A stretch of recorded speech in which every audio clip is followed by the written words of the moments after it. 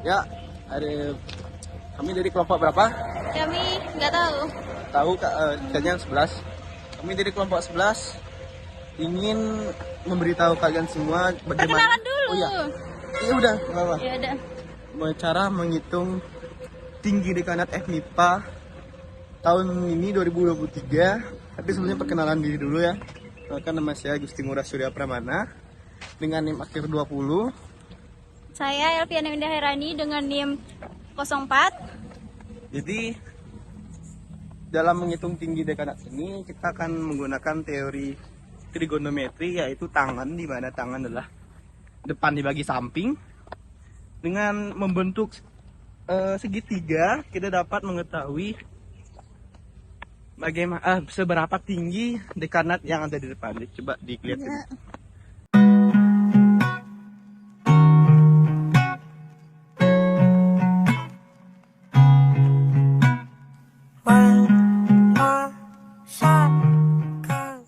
Tes. Oke, masuk.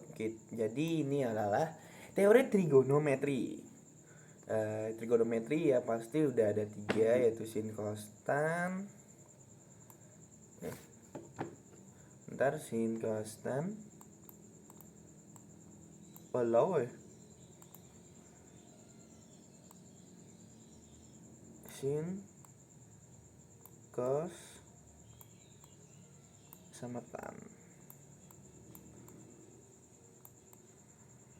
Oke, tulisannya agak bagus ya, tapi nggak masalah.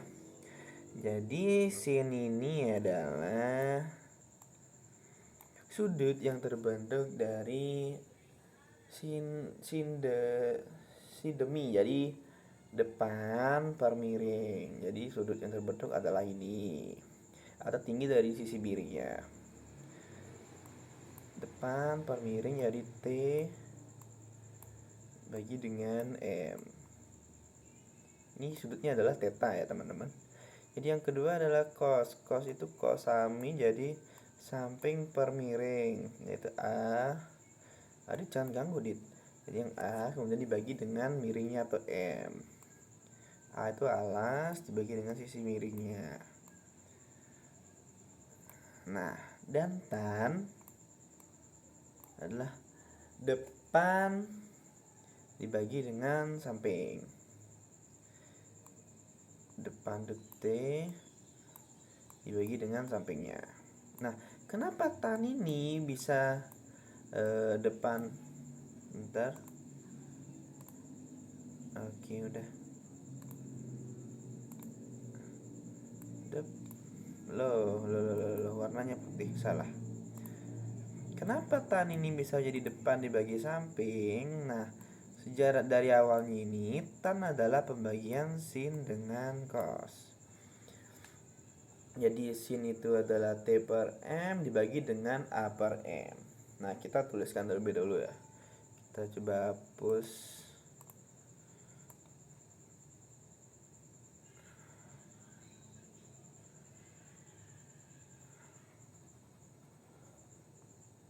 Bentar, kita hapus terlebih dahulu. Jadi tadi tan itu kan di sin sama dengan tan itu kan adalah sin dibagi cos ya.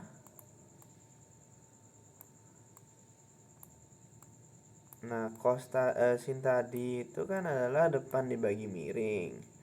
Ini depan dibagi dengan miring, kemudian dibagi dengan cos setelah samping dibagi miring.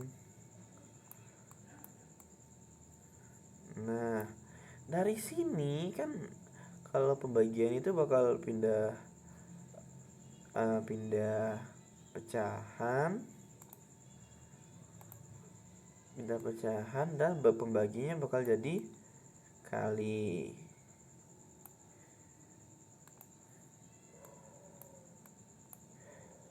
Jadi M per A. Nah, ini kita baginya habis, jadi sisanya apa? Ya benar, T per A. alamak, ini siapa ini, biarkan. Jadi inilah tan. Jadi dapat dari sin dibagi cos. Nah, itu membuktikan kenapa sin 45 dibagi 45 itu sama dengan 1. Jadi 1,5/2 dibagi 1,5/2 itu sama dengan 1. Jadi tan 45 adalah 1. Nah, rumus ini yang kita nanti gunakan untuk mencari tinggi gedung atau tinggi gedung dekanatnya, yaitu tingginya ini dengan mengetahui alas atau panjang dan sudut yang terbentuk. Ya, easy sekali teman-teman.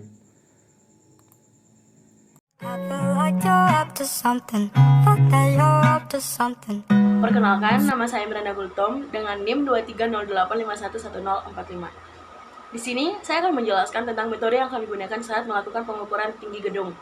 Nah, dari hal yang dijelaskan tadi, kita bisa mencari tinggi gedung hanya bermodalkan panjang alas dan sudut yang dibentuk. Untuk panjang alas akan diukur menggunakan meteran. Lalu, Elvi akan diam di titik akhir panjang alas, sehingga terbentuk segitiga siku-siku. Untuk mengukur sudut yang terbentuk, kita akan menggunakan aplikasi protractor.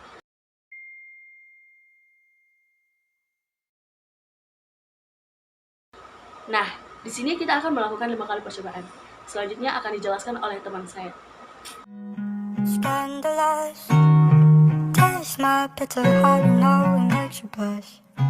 Saya Widya Dewitasari dengan NIM 2308511030. Dari 5 percobaan dapat diperoleh data atau hasil. Di percobaan pertama diperoleh panjang 7,1 meter dengan sudut 63 derajat. Di percobaan kedua diperoleh panjang 7,1 meter juga dengan sudut 60 derajat. Di percobaan ketiga diperoleh panjang 6 meter dengan sudut 61,5 derajat.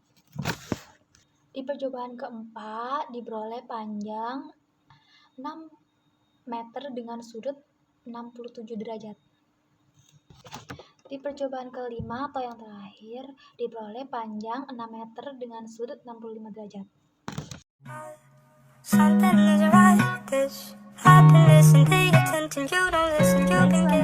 Perhitungan pada kali ini menggunakan rumus trigonometri yang dimana tan theta sama dengan depan per samping.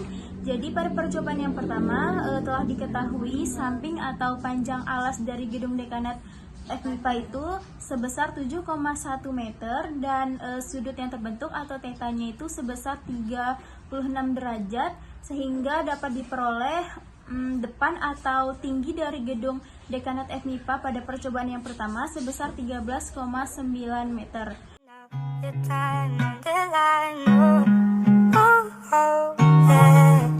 Nah, dilakukan juga untuk percobaan yang lain, yaitu percobaan 2-5 dan kemudian dirata-ratakan sehingga diperoleh rata-rata tinggi dari gedung dekanat FMIPA adalah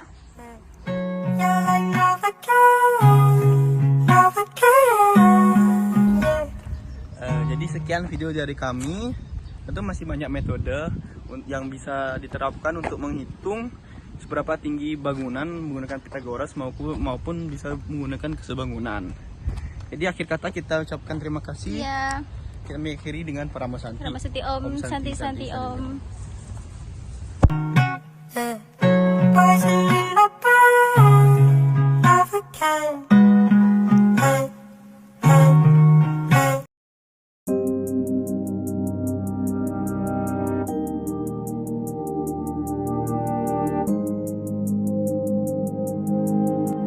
Baik, di sini saya akan menjelaskan mengenai definisi dari integral.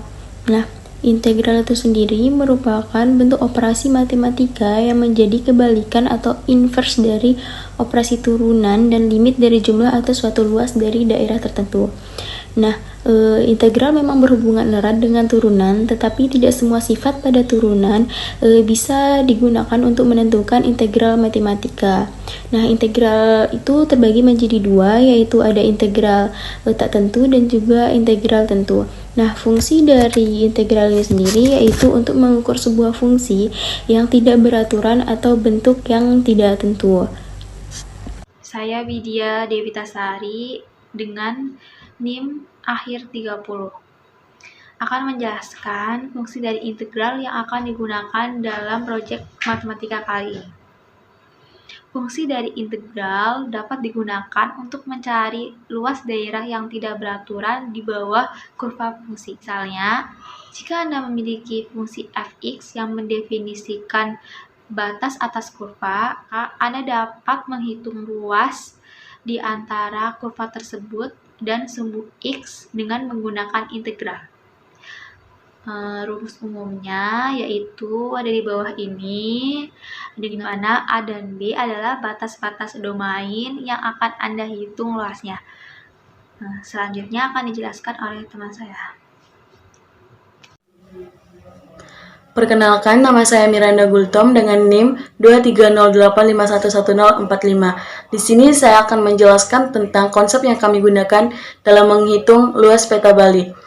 Konsep yang kami gunakan dalam menghitung luas peta Bali adalah konsep integral dengan metode Simpson 3/8.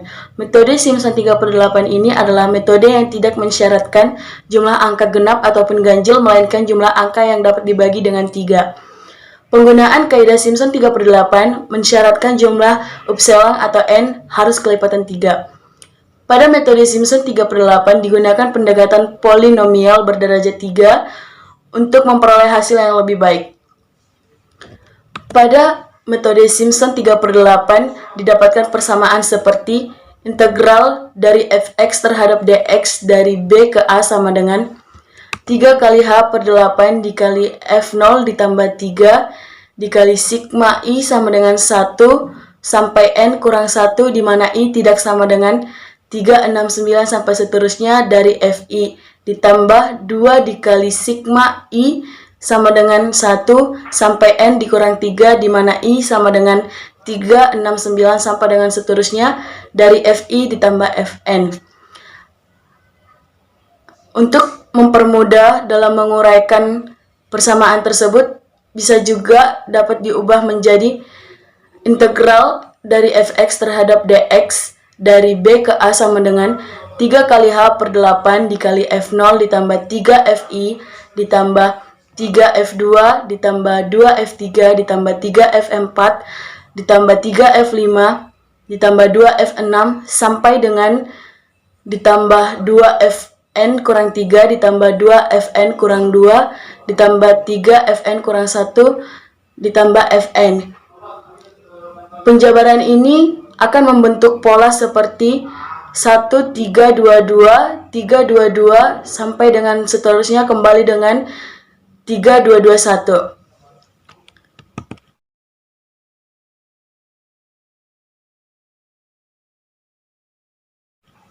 Algoritma metode Simpson 3/8 yaitu 1. Menentukan fungsi fx dan selang integrasinya atau AB. 2. Menentukan jumlah segmen atau bias atau n. 3. Menghitung nilai selang segmennya atau h.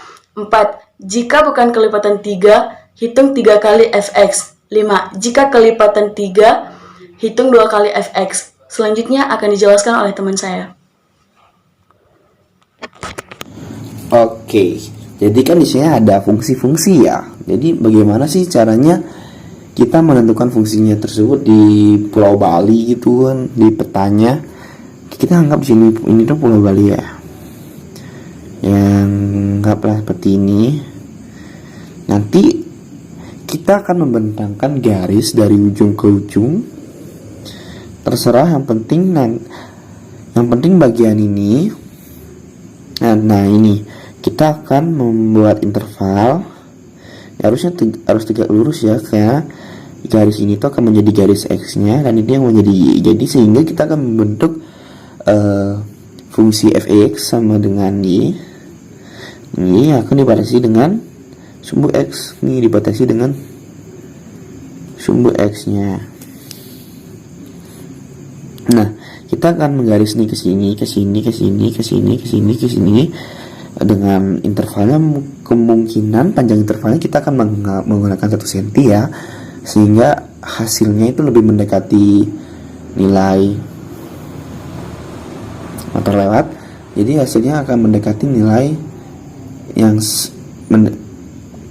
pendekatan nilainya itu lebih dekat dengan nilai sebenarnya gitu kan.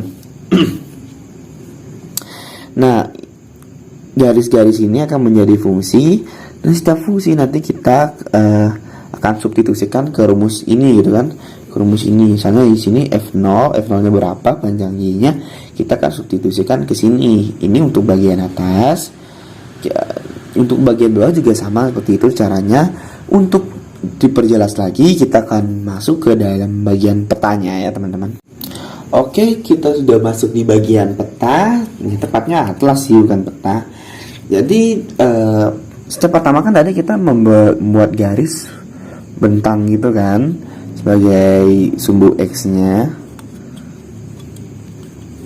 Coba kita garis dulu, bebas aja sebenarnya teman-teman. Yang penting nanti garis Y-nya atau sumbu Y-nya tuh tegak lurus dengan garis yang kita buat itu sebagai garis X gitu kan. Nah, ini nanti kita akan titik-titikin. Kita akan membuat gap atau intervalnya. Nah, di sini untuk ini 0, kita akan membuat interval itu panjangnya 1 cm aja, biar nggak terlalu banyak juga, biar nggak terlalu sedikit. Nah, ini 6 cm, 7, 8,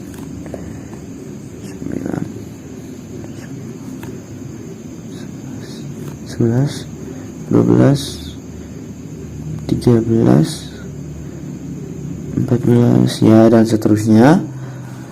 Lalu kita akan mengukur bagian X-nya.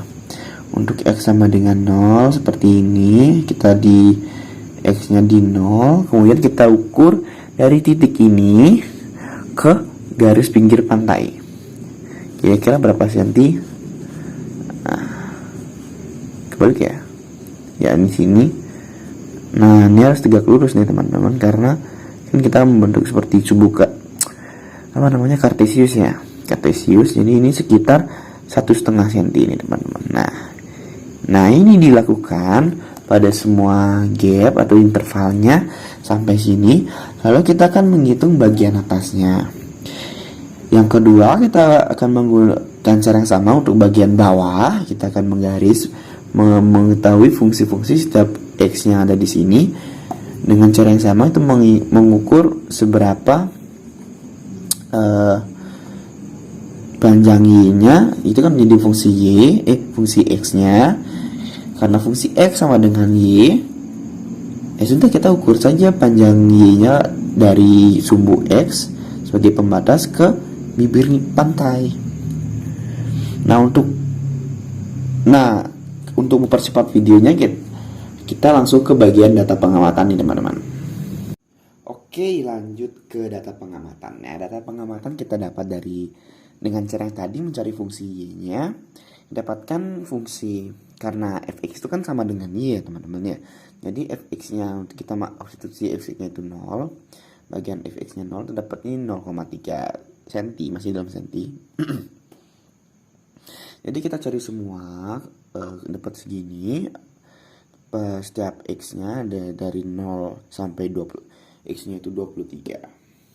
Jadi masuk ke rumus ya. Kalau tadi kita pakai metode Simpson 3/8, jadi rumusnya integral sama dengan 3h, h-nya itu atau intervalnya itu antara x-nya itu 1/8 dikali fungsi 0 ditambah fungsi 1 kali 3, fungsi 2 kali 3, fungsi 3 kali 2, dan seterusnya. Ingat, untuk setiap kelipatan 3 kita kalikan 2, dan yang bukan kelipatan 3 kita kalikan 3. Nah, kita dapat hasilnya pertambahan ini dengan alat perangnya anak MIPA ya, yaitu kalkulator, dapat 2262,1. Kemudian kita kali 3 bagi 8, kita dapat integral untuk pengamatan bagian bawah, yaitu 98,2875.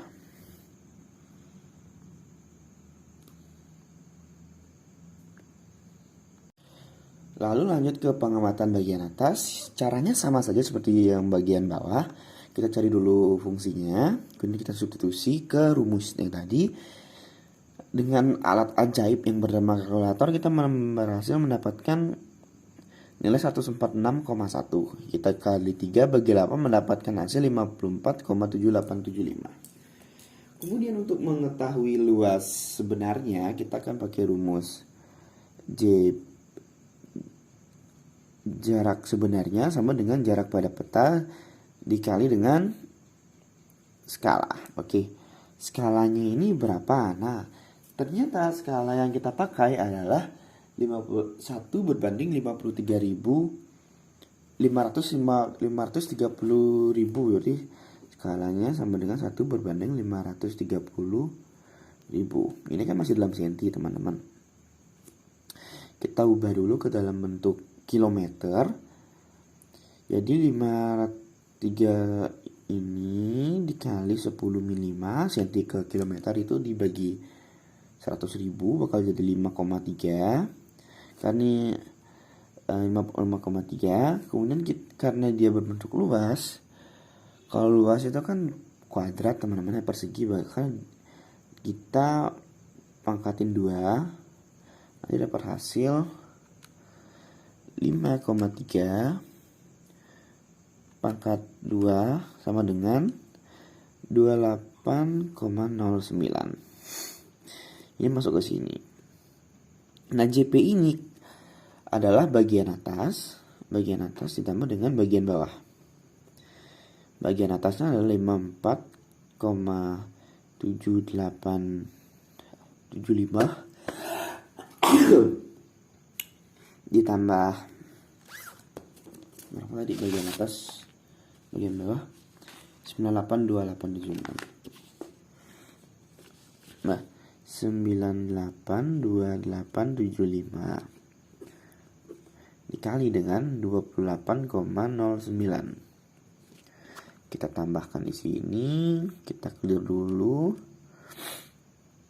54,7875 ditambah 98,2875 153,075 dikali 28,09